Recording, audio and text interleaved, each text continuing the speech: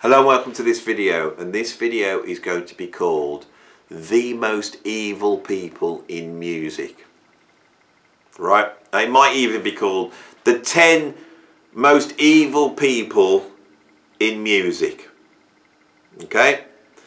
And if it's called that, you will expect a list. Right? But there is no list. I've duped you. Right? You've clicked on this expecting to have a list. Expecting me to deliver a list to you.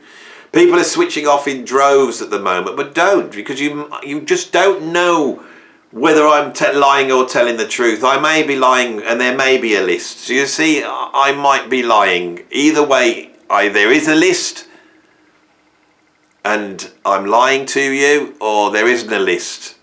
Either way, I'm duping you right now. I've duped you here right now. I've conned you onto clicking on, and you're waiting for the list of the most evil, the 10 most evil people in music history. Right, do you want a list? I haven't got a list. Is he lying? Is Andy lying now? I'm not too sure. This is weird. It normally comes on and tells us the truth. He's not. Am I telling the truth now? Have I got a list or haven't I got a list? You'll never know. Who would be on the list if I had a list? Who would it be? Who would I put on the list of the most evil people? Who would it be? Maybe it would be that bloke from The Lost Prophets, Ian Watkins. Horrible evil man that's now in prison for doing untold... I don't even want to talk about what he's done. Horrible man. Ian Watkins. He'd be number one, I think. What about Phil Spector? It's Christmas. We're going to be listening to Phil Spector loads this Christmas for all these jolly Christmas songs that he produced. Didn't he murder someone and go to prison for killing his wife or something? Didn't he used to threaten people? Wasn't he? He was a weirdo, wasn't he? Wasn't he? And then what about Charles Manson? We're going to have Charles Manson on the list. I mean, he was a musician. He was more famous for being evil than being a musician, wasn't he? So Manson's on this. I've got 3 for you. I'll put Andy, you can't put Manson on the list. Yeah, he was hanging around with the Beach Boys trying to make records, wasn't he? Wasn't he, old Manson was? You can't have that on the list. You've got to have musicians that were evil. You can't have evil people that just happen to be musicians. You know, just so you found out Jack the Ripper used to like to play a bit of bebop jazz at the weekend. You can't put him on the list, you know. I'm putting Manson on the list. He was involved in the industry, so you're getting your list out. Oh my God. Andy, you can't do it like this. I wanted you to write it out. I don't want to just make it up off the top of your head. I mean, Ian Watkins, he should be on. Phil Spector, that's fair enough. You've got old Charles Manson. Don't like that, you know, and... But you've cheated there just to fill up the gap. You've only come up with 3. Is there any, you know, who else are you going to have? What about Roy Estrada, the bass player of the Mothers of Invention, another dirty, rotten paedophile that's now in prison? Shall we put Roy Estrada on the list?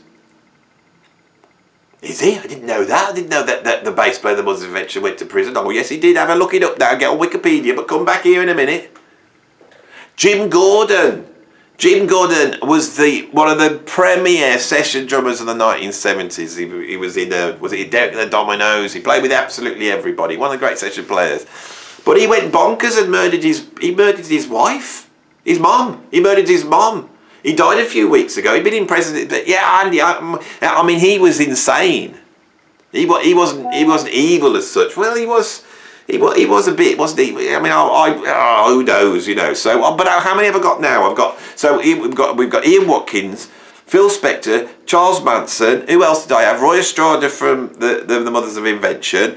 Now we've added Jim Gordon. So I've got 5. I'm halfway to the list of 10. Andy, I didn't want a list like that. I wanted you to write it out. I wanted you to have it on the corner and think it through. I didn't want you to just make these lists up on the spot. Maybe that's what Andy does. Maybe he just makes these lists up and they're not real. I want a real list where he's thought about it. I want the work. I want to have the moral knowledge that he's done the job. And so when I click on him and I invest my time in that, I know he's done the list. But on the same token, he is coming up with a list. It's not too bad, but he's making it up on the spot. Maybe he's not making it up on the spot. Could he do that? Could he just come out?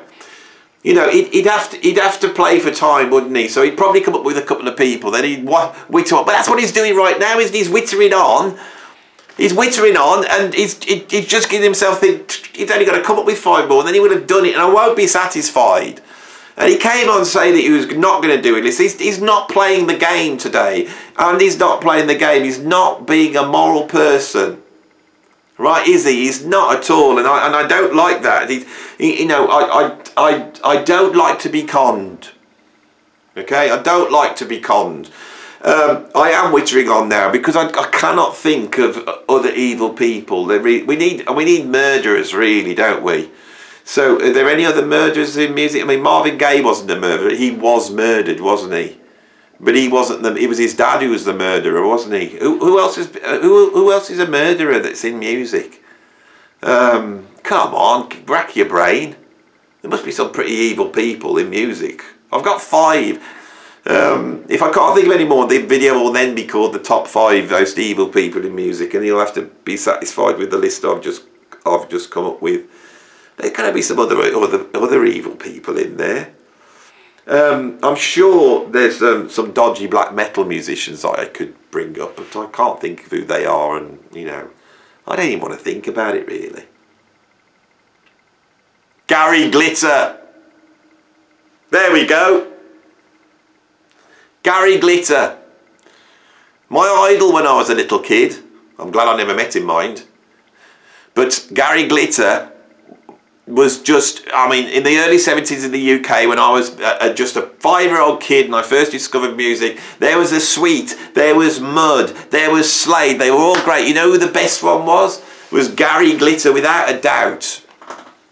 And now it's all been taken away. All my childhood memories taken away because he's such a dirty, rotten bastard. Gary Glitter. Right, I don't even like saying the name on my video. I'm pretty sure that this could well be scanned by the algorithm, the fact that I've mentioned it. But the thing is, having a video which is called the 10 most evil people in music, it will trigger the algorithm. It will. That's why you're here. Right? And as you could see, I'm starting to open up this idea on this video that you know, it's multi-layered because it's Philosophy Sunday, isn't it? You know, and I'm talking about the idea of evil today in this video, and I've been a little bit evil, nothing like the people on the list, right? But I've really utilised something that I know will trigger the algorithm on YouTube, and it will bring people in. I've done it deliberately. But I am trying to show you how evil can work, how underhandedness can work, because I haven't got a list. You know, and I was just sat here thinking, what could I actually do video-wise that would? Should I do the 10? I've always known it. I can. There's a whole bunch of I've got lists and lists of stuff that I know will trigger the algorithm. But morally, I don't want to do a list called the 10 most evil. I don't want to talk about Gary Glitter. Right, I got 6 now. Gary Glitter, Ian Watkins, Roy Estrada, Charles Manson, Phil Spector, and I'm 6. Was there another one? Have I missed somebody else out? Charles Manson. I don't know. I can't. I'm losing. I should have written it down, shouldn't I? If I'm going to have Gary Glitter, we may as well go for Rolf Harris, who had a number of hit singles, and again, 2 Little Boys. Which is not the best title, you know, in terms of Rolf Harris, but 2 Little Boys Had 2 Little Toys. That was the first record I ever liked. That came out about a few months after I was born. And there was a number of songs that my mum noticed I was singing at a very young age, showing my aptitude towards music. One of them was Aquarius. And one of them was the Lee Marvin hit from Paint Your Wagon, I Was Born Under a Wandering Star, and the other one was 2 Little Boys Had 2 Little Toys by Rolf Harris. He had a whole ton of... I can remember as a kid I had a single of his, In the Wet. So yeah, Rolf Harris. So I'm up to 7. I only need 3 more, and you will have your 10. Well, you'll have your 10. So I need to come up with 3, and I've really concentrated on this list with paedophiles. I wanted more murderers, arsonists, Embezzlers. I don't want to I don't just want to mind the paedophiles for this list. I need to, you know, I need to widen it. I don't feel, there's not enough murderers in rock and roll. You'd think there'd be more, wouldn't you? Right, who have we got so far? We've got Phil Spector. We've got, oh, Roy Estrada, that was the other one from the Frank Zappa's band. I was quite upset when I found that out. I was reading about different members of Frank Zappa's band. I was quite upset when I found that out. Jim Gordon, he was another one. I'm sure I've done quite a lot here, haven't I? Surely I've got to 10. Sure, oh God. I think I'm on 8 now. Andy, this is rubbish. He shouldn't be allowed to do this. Make a video like this. It's not right. Evil. Right. What I'm very interested, I always have been, is if you're evil, or evil, as I'm going to now just pronounce it, I think it works better in the context of this video. If you are purely evil, can you make great art? Right? And the people who are on this list, Phil Spector's a murderer. He's a dirt and rotten murderer, but they're still going to be playing his tunes over Christmas. Whereas something like Gary Glitter, apparently Gary Glitter's still living off his royalties in prison. He's back in prison, isn't he? But pretty much that music has sort of been wiped off. The Lost Prophets, one of the greatest, not greatest, but one of the biggest rock bands to come out of the UK. Their drummer,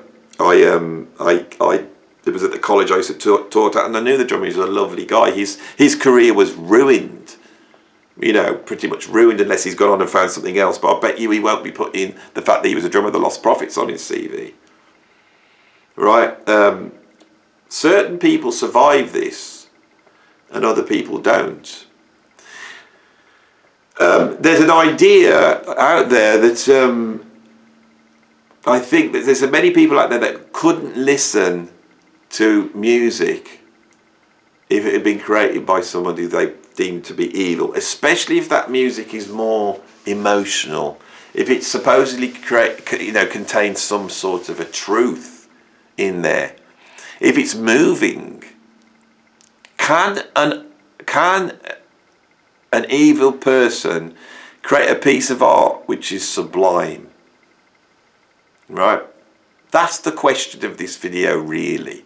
That's the Philosophy Sunday. So, and I haven't got an answer. I'm really posing the conundrum to you. If you heard a song and you were moved by it, and the lyrics were beautiful and expressed something about the human condition that was profound, and the way it was sung and the way it was played and the harmonic movement all added to that and gave you this strong emotional experience, then you found out the person was evil, would that change your perception of that piece of music? Right? And what level of evil would do that? And what type of evil? Right? Is the paedophile worse than the murderer? Okay? And what about people that haven't done stuff like kill people or done awful things that's landed them in prison? But what about the wife beaters? You know, Miles Davis famously came out with an autobiography where he confessed himself to hitting his wives. He was a pimp. Okay? Was Miles Davis the most sort of honest, decent person? Well, I don't know. I don't know. But his music's sublime. Does that affect our appreciation of it? Can I put Miles Davis on my list of evil people? I don't think I can. But he did do stuff that we might find morally reprehensible. What level can we, do we get to before that happens, on the other side, you know, people that are the recipients of awful crimes, you know, the people that get destroyed or robbed or even worse, murdered. There's a whole catalogue of murdered musicians. I could do the list of the 10 greatest murdered musicians. There's a whole ton of them. Marvin Gaye would be on there, Dimebag Darrell would be on there, Lee Morgan would be on there, Al Jackson would be on there. All right? Music seems to attract an underworld. With freedom of expression can often come a lower level of morality. Musicians seem to be known for getting involved in all sorts of underhand things. You know, there's a whole range of musicians that were operating in the 1970s, got off on tour, that have perhaps done all sorts of things which now would be deemed as absolutely, intolerably wrong. Right? But those musicians have not been called out for that. Right? Does that affect the way we perceive their music? Or is it weird that it doesn't affect the way we perceive that music? Okay? I think my opinion on this is that I feel that the art, morally, the art should stand up for itself as art, and it should really not matter about the personality of the person who's made it. The counter-argument of that is that some art is objectively sublime and does not, because it's sublime, I mean, which means it's really dealing with universal human truth in a way. The person's personality is not involved in it, but some artists involve their personality directly in the music. An example that would be something like Joni Mitchell, right? Or even a jazz musician like John Coltrane, his own personality, the experience is involved in that music, and it's part of the story. But there are other musicians where it's not a part of that story. You know, what they were like and the fact that they were alcoholics or drug addicts or they beat their wives, it doesn't actually matter. Right? If Miles Davis was singing songs about how you shouldn't beat your wife up, then it would. Maybe. So maybe how much the artist integrates their personality into the art. But what about the artist that integrates the fact that they're evil? What about the reformed evil person? You know, what about the artist that does bad things and then turns their back on it and then creates great art? Is the fact that the artist has shown some remorse for what they've done, and if that's in the music, does that make it more redeemable? You know, the fact is that I believe that morality, ethics and morality are actually contained within art. I believe that art is bigger than morality. I believe that human beings have to negotiate not just truth, but they have to negotiate what is right and wrong. And right and wrong is based upon the idea of what is good and bad, and good and bad is based upon the idea fundamentally of what is ugly to us and not ugly. And those things drip down from beauty and ugliness to right and wrong to good and bad. They actually work in a channel like that in terms of human experience. Right, I nearly just knocked something on my head then.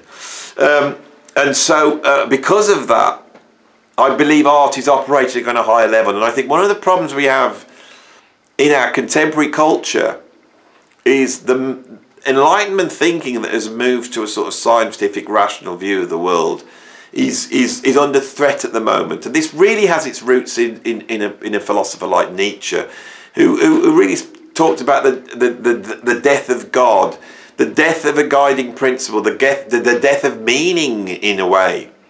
And then from there follows the atrocities of Nazism, of Stalinism. You see postmodernism, where this idea of truth is challenged.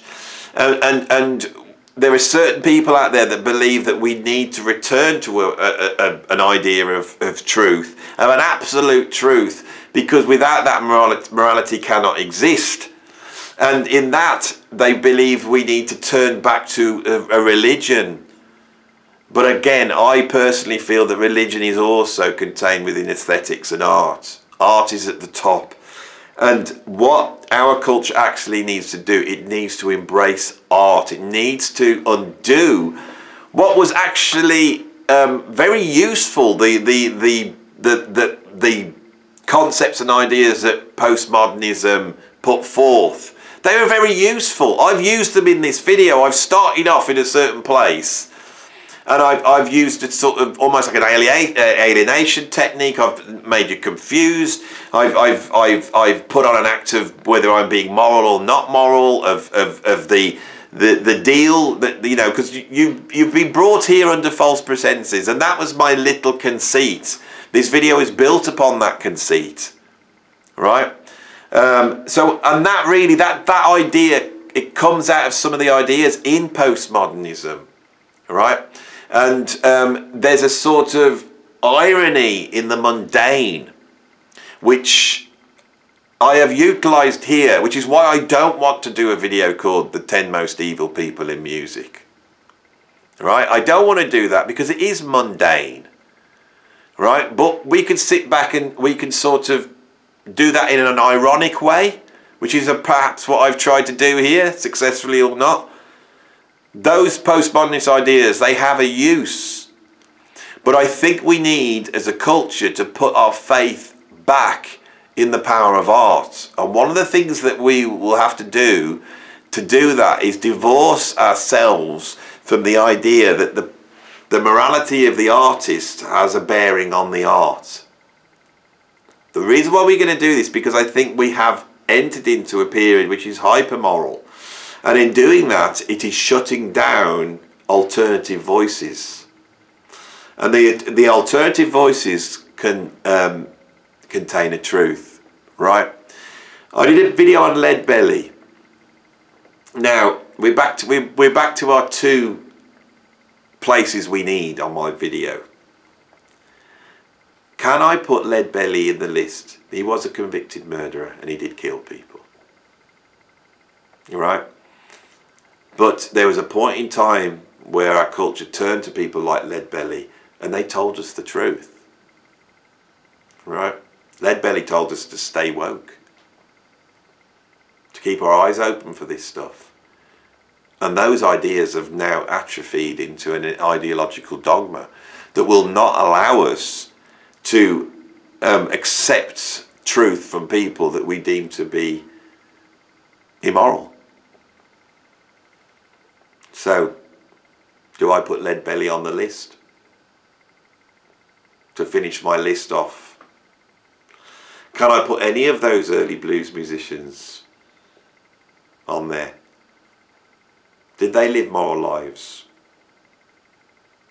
When those 60s musicians turned to those musicians for inspiration, the Robert Johnsons and the Charlie Pattons and the Blind Lemon Jessons and the Lead Bellies, at that time those people were not seen as being moral. And in many ways that was because there was a racist agenda towards artists like that.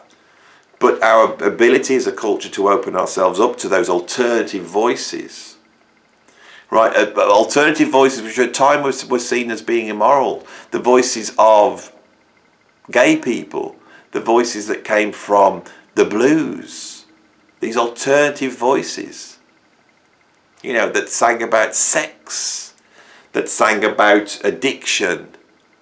This was not seen as being a good thing. You know, when Little Richard got up and sang Good Golly Miss Molly, he was singing about things that at the time the culture would have found extremely immoral, but we opened ourselves up to those voices. Do we need to open ourselves up to the voices that we find uncomfortable? Do we need to listen to what we think are the evil people? Are there some people out there at the moment saying stuff which is unpalatable, right? They're saying stuff which is unpalatable, but in there might be a grain of truth that we need to listen to, right? Amongst the artistic elite here in the UK, there's been a turning against normal working class people who have been demonised because they wanted to get out of Europe, wanted to control their borders, did not like the fact that there was other ethnic groups in bringing in other ideas into the thing, and those ideas couldn't be questioned, or blah blah blah. I'm not saying this right or wrong, but those people have been demonised. Over in the States, we have the same things with the Trump supporters. Trump is a bad man. He's an evil man. That's what the intellectual elite think. Okay? I don't want to get political here. What I want to do is raise the idea of we need to value alternative voices, however unpalatable they are and wherever they come from. Okay? That's, I think, something we need to do. We need to be able to reevaluate what evil is. Now, many people that came up on my fake, stupid list off the top of my head that I just come up are truly evil people. But we need to be able to confidently say that they are. We cannot live in a world which is postmodern where there's no truth. Right? Where truth categories aren't considered to exist and that everything is socially constructed. We can't afford to have that. We have to believe in something. So what do we believe in? Right? A God? A religion? You know, what do we believe in? What we believe in is art. We believe in art and the ability of human beings to elevate through the creation and expression of the world around them what beauty is. And we need to learn to know, to be able to recognise that and be able to argue it and see it and be able to hold it in our hand, which is what I try and do on this channel, is to try and take it. And it never could be fully examined, but we have, it's the process of examining it which is important. And we need to be able to recognise that, and the true ability to recognise that is to be able to recognise it when it's been created from the mind of an evil person. To be able to separate what is, for want of a better description, objectively good. We need to be able to separate that thing from the person. Right? If you are dying of thirst on the side of the road and you put your hands together and you pray to God for just a cup of water to stay alive, a morsel of bread, and then somebody comes along and gives you that drink and that piece of bread and keeps you alive, that person has been kind. They have been good. Now, the person that handed you could have well been the most evil person in the world. Paedophile, rapist, a murderer. But in that action, his action is separate. And that action is still an action which is good, is righteous, is beautiful. We need to be able to recognise that and not get bogged down by an ideology that judges a person's art on their moral character. The reasons for that be, for one,